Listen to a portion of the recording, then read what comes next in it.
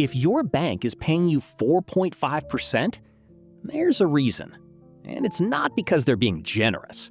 It's because they're making a lot more with your money, and you're only getting a small cut. Let's make this simple. Two people, same savings, different choices. Maya keeps her money in a traditional savings account.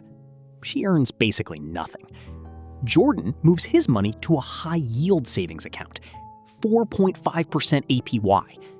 Feels smart? Feels like a win. But here's the part no one tells you.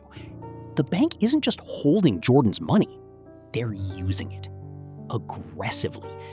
They lend it out on credit cards at 20%, auto loans at 7%, mortgages at even more.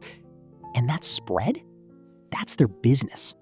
So while Jordan celebrates 4.5%, the bank could be making 10, 15, even 20% behind the scenes.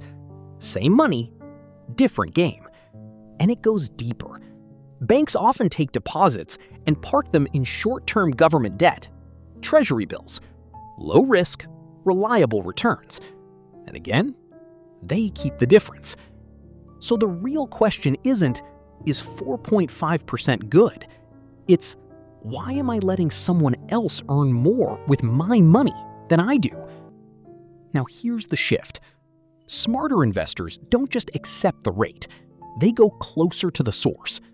Option 1, buy treasury bills directly. No middleman.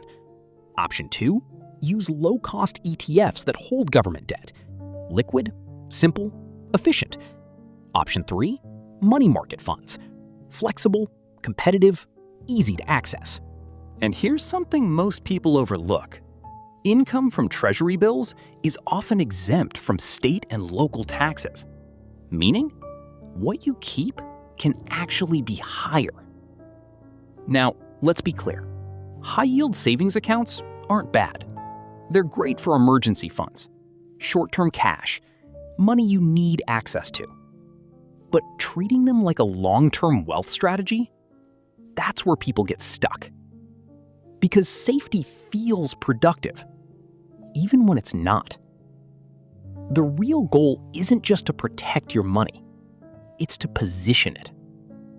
So instead of asking, where is my money safe? Start asking, where is my money actually working?